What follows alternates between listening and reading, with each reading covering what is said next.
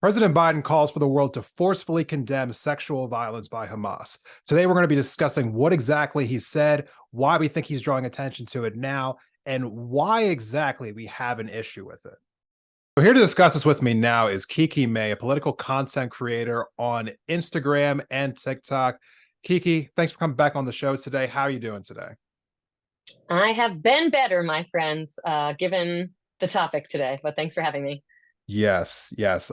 First and foremost, before we get into your initial thoughts and all this, kind of just wanted to give a preface here. Um, it seems as though Biden is taking a lot of heat for his unequivocal attachment to the nation of Israel as this attack continues over in Gaza. We are seeing, over 15,000 civilians who have now lost their lives due to Israeli, airstrikes and, Israeli ground assault that's going through northern Gaza, southern Gaza now. And due to that fact, we are now seeing the president who has not wanted to even say what kind of weapons are going to Israel. He's saying that they want to give more money to Israel. He's not going to condition any aid to them whatsoever. It feels as though what we're seeing right now is trying to a narrative shift by the Biden administration about where they want to center the conversation about what's happening over there. Does it feel like I'm off in thinking this way, or do we really need to be focusing strictly on what's happening with Hamas's obviously brutal attacks on women and young girls over in Israel on October 7th? So, listen, I very much think that the issue of sexual assault, rape, especially when it comes to being a weapon of war, deserves attention, condemnation.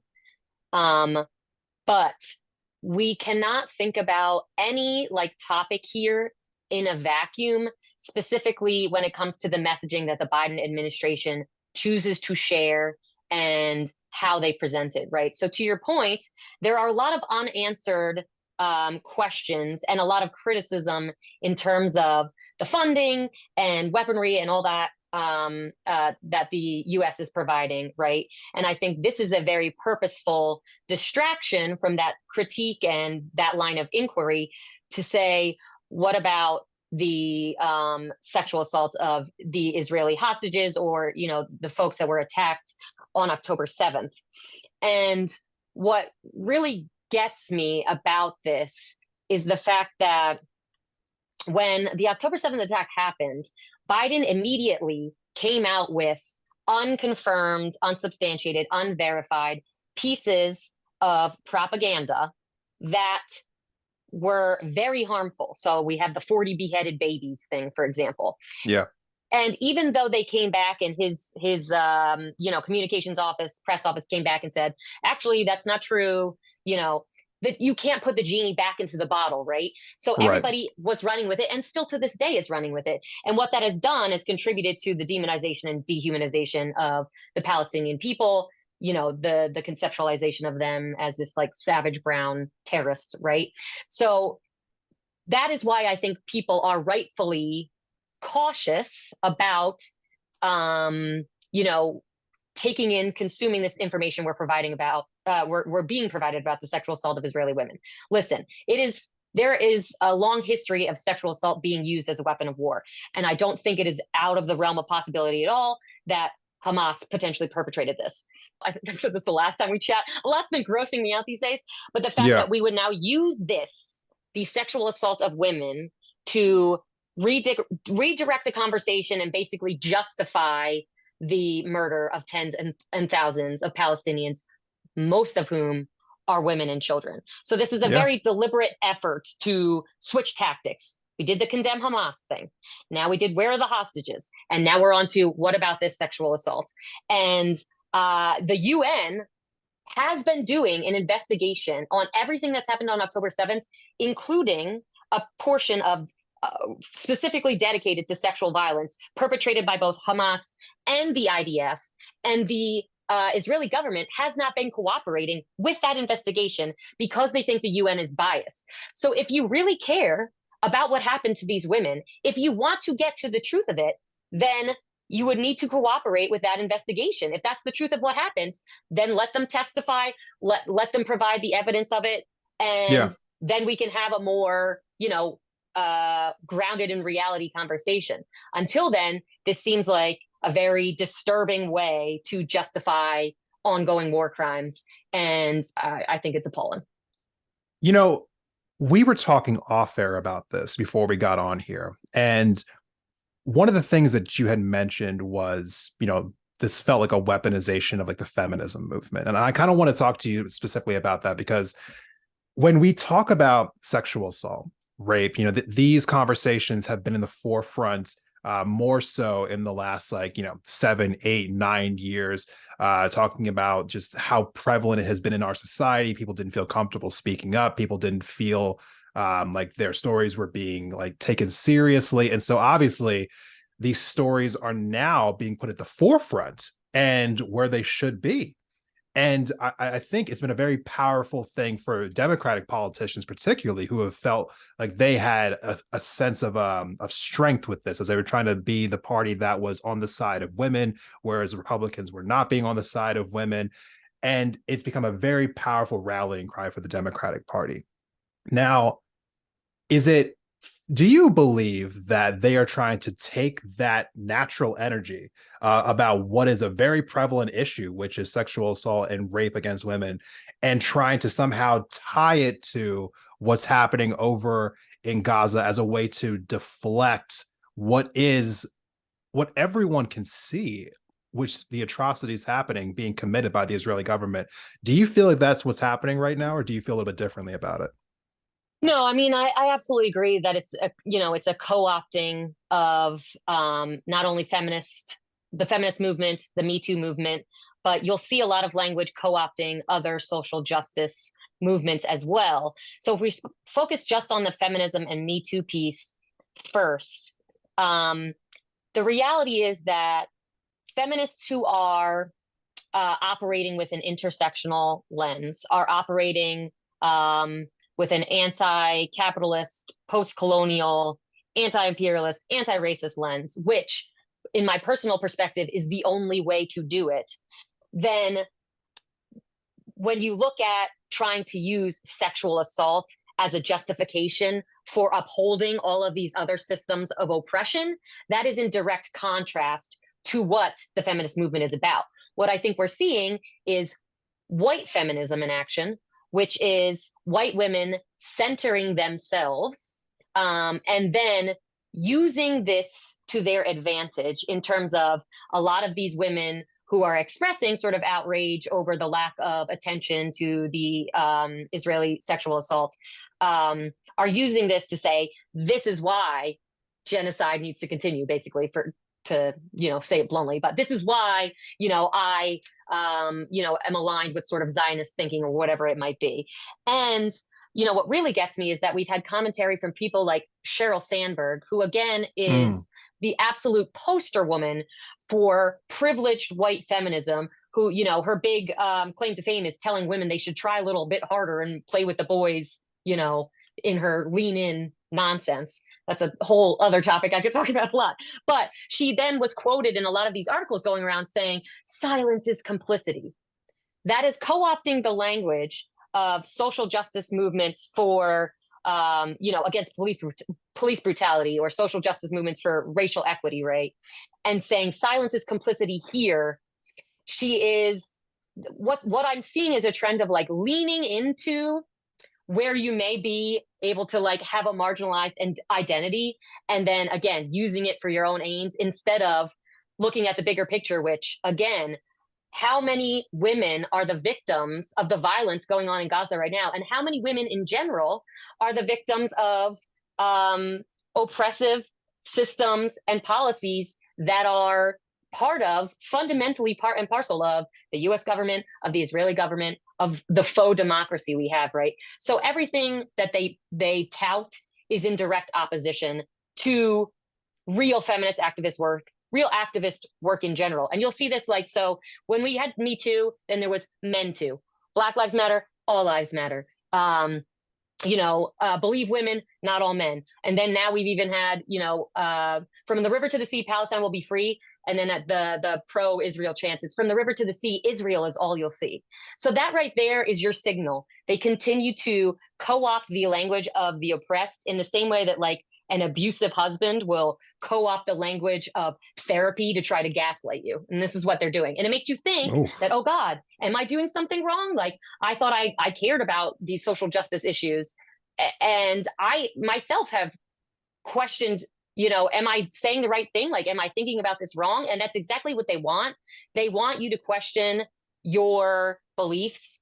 And I have been trying to be clear, at least to the folks that follow me on my channel, and I think that you'd agree, is that don't let these people question your humanity. And if you are feeling empathy and gutted about mass murder, you should be, because you're a human being, and don't let anybody tell you otherwise. So I don't know. That's my soapbox. think that is a very poignant message. And honestly, it's something that more people need to hear, because unfortunately, what we are seeing is not just President Biden coming out and making claims like this, but unfortunately, we are seeing this also in cable news. Recently, CNN anchor Dana Bash had on the chair of the Progressive Caucus in the House, Democratic lawmaker Pramila Jayapal, onto CNN to have a discussion about this exact topic. Here's the clip. It's kind of remarkable that this issue hasn't gotten enough attention globally. Widespread use of rape, brutal rape, sexual against Israeli women by Hamas. I've seen a lot of progressive women, generally speaking, they're quick to defend women's rights and speak out against using as a weapon of war, but downright silent on what we saw on October 7th and what might be happening inside Gaza right now to these hostages. Why is that?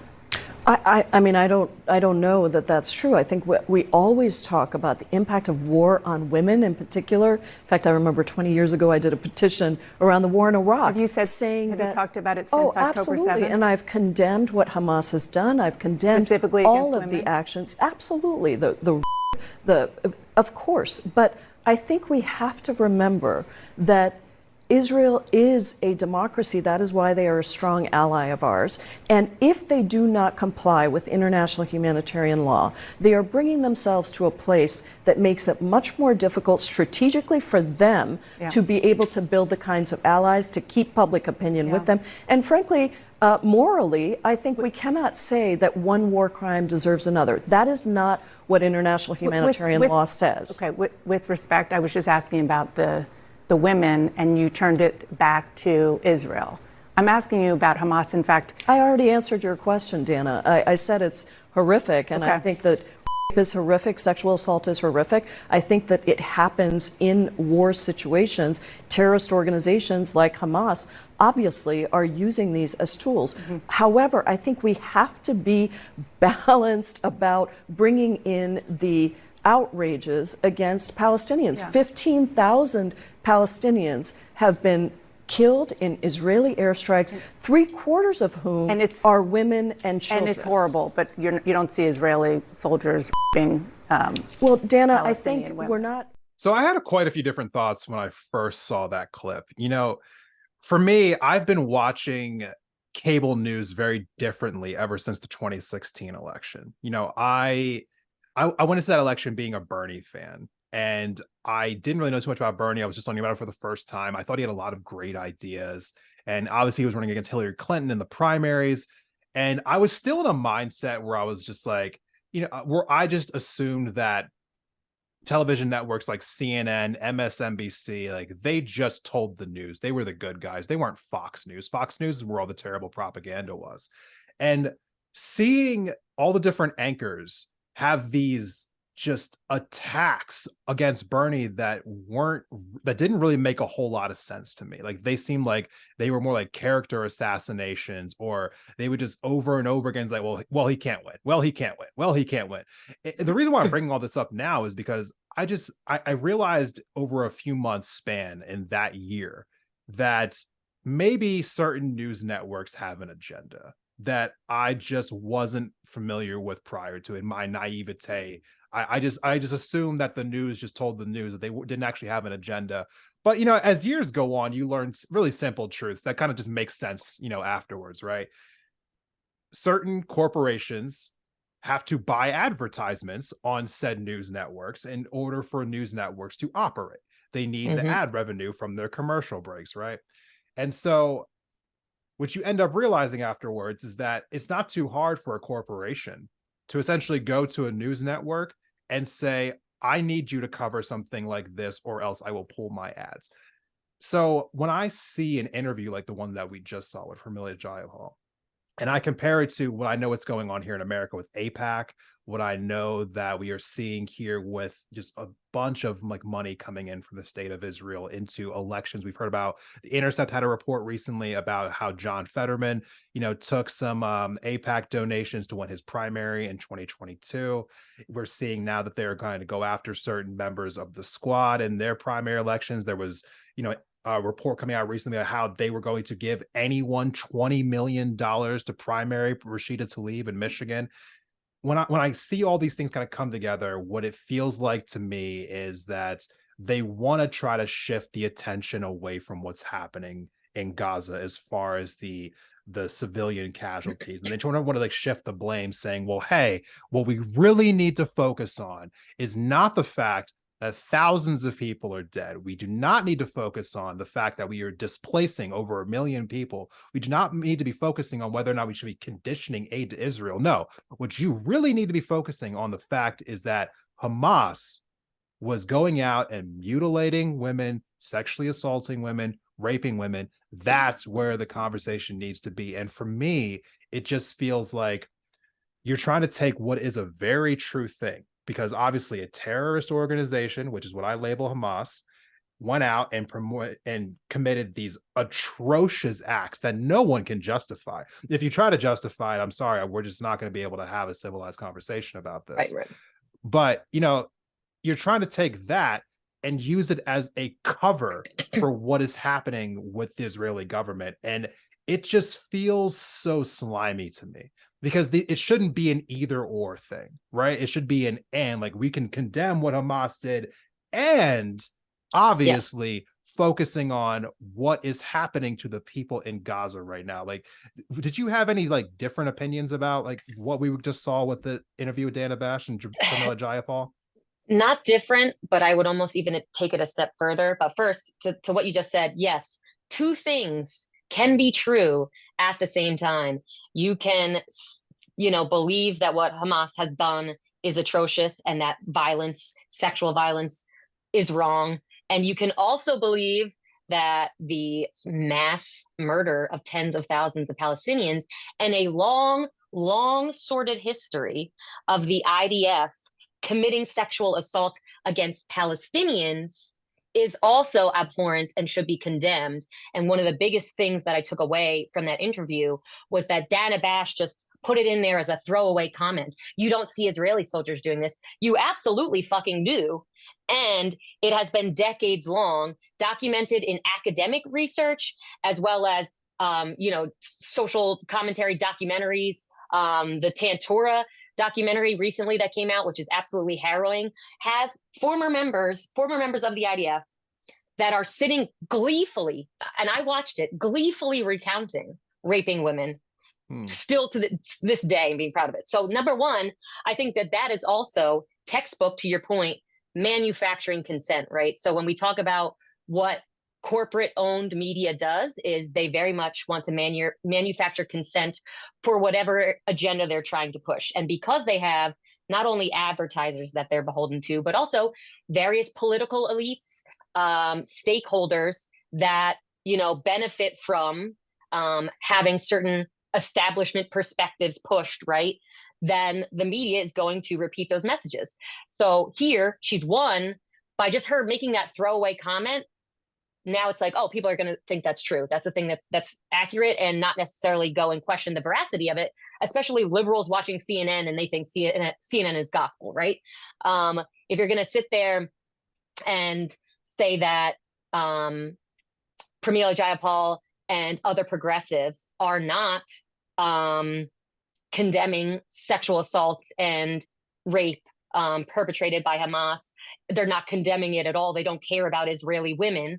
That is patently false, coming from the mouth of Pramila Jayapal, but also folks like myself, feminist activists in the space, who very much understand the severity of the accusations and understand that violence against women, sexual or otherwise, is an epidemic, and that doing this, having conversations like this, is doing the movement a disservice, not the other way around, by causing also like they're calling out feminists and progressives, right? Saying that, how come you haven't condemned this? Or like, so this is okay with you, which is absolutely not what we're saying, right? So again, manufacturing this narrative that doesn't exist, but they're directing anger at people who have been dedicating their lives to doing this work, when their anger should be directed at the Israeli government, the IDF, the American government, all of our Western media propaganda machines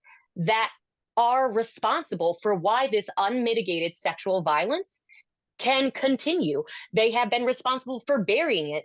The IDF has a long history of sexual assault of its own female soldiers, and there have been long hush sort of campaigns that they aren't prosecuted. Like something like 70% of all of the accusations are against permanent like commanders and employees that are still there.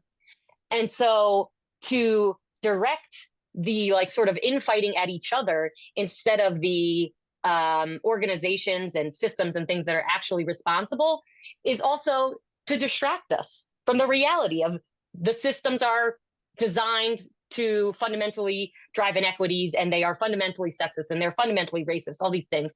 They want you to be having these conversations, to your very point, to distract. But I also think when I said it goes a step further, it's to manufacture consent in, we are justified in the continued bombardment of Gaza because they raped our beautiful Israeli children of light. Like that's where we're at. And I think that is what really grosses me out the most, to weaponize something as serious as sexual assault to justify the slaughter of tens of thousands of people, many of whom are women. If you say you care about women, those things really don't line up.